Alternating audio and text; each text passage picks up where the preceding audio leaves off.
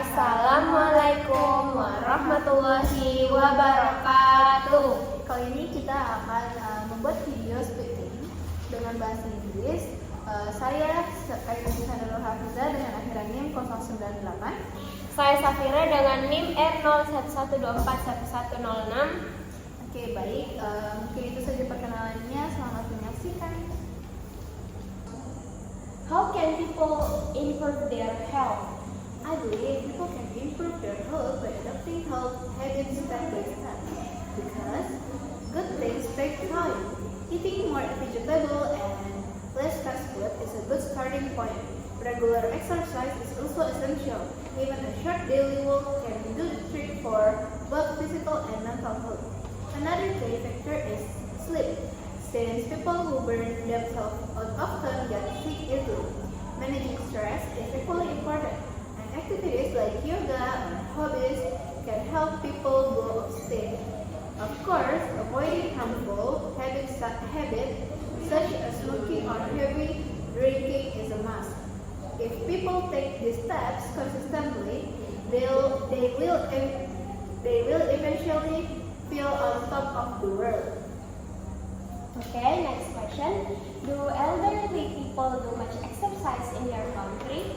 In my country, some elderly people are quite active, but most of them don't get a lot of exercise.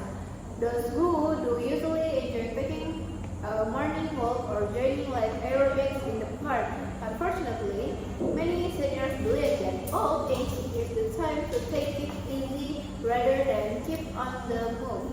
This mindset, along with health issues, often makes them less active than younger people. However, community programs are starting to make a difference by offering free group exercise. This session not only benefit their bodies but also give them a chance to catch up with friends.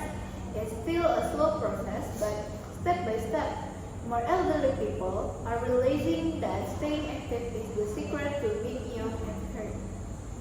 Okay, next question. Do you think all illness can be prevented?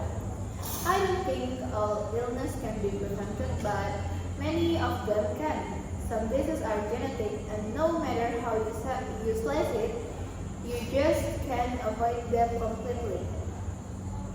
On the other hand, lifestyle-related illness such as obesity or diabetes can often be prevented if people watch what they eat and exercise regularly. Vaccination also plays a big role. For example, polio is now a thing of the past in hands. Another issue is inequality since people from poorer backgrounds don't always have access to decent health care. So, while prevention is definitely worth its weight in gold, it can be the cure all for every illness. Okay, next question. Do you think there will be less illness in the future? I think some illness will be severed, but new ones will probably pop up. Medical progress and vaccine will help us keep a lid on many infectious diseases.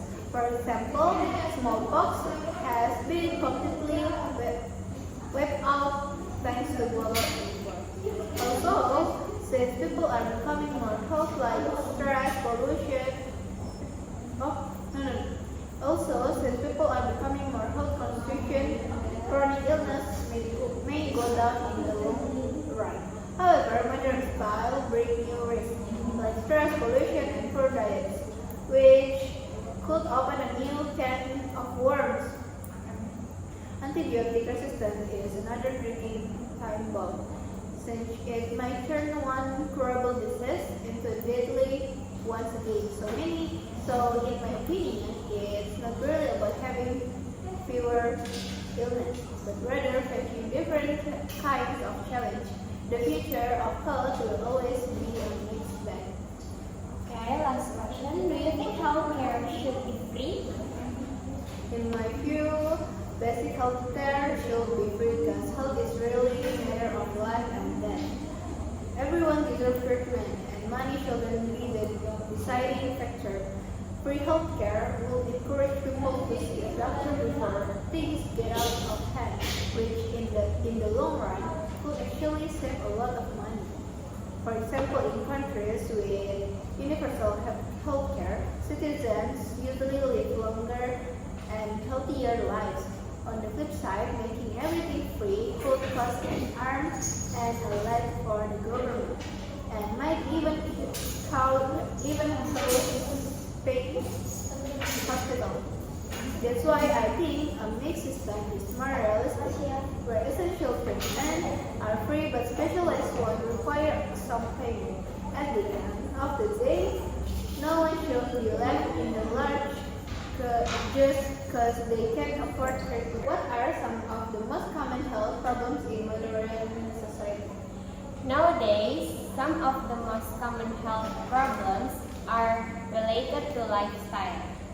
For example, obesity, diabetes, hypertension, and heart disease are increasing everywhere. Besides physical illness, mental health issues like stress, anxiety, and depression are also very common. These problems are mostly caused by unhealthy diets, lack of exercise, and the fast pace of modern life. Do you think people nowadays want healthier lifestyles compared to the past? I would say it's a mixed situation. On the positive side, people today have more knowledge about health, better access to medical care, and technology that can support healthier choices. But at the same time, many people live very sedentary life, spend hours on their phones or computers, and eat more fast food than in the past. So overall, we might have more awareness now, but our daily habits are not always healthier than before.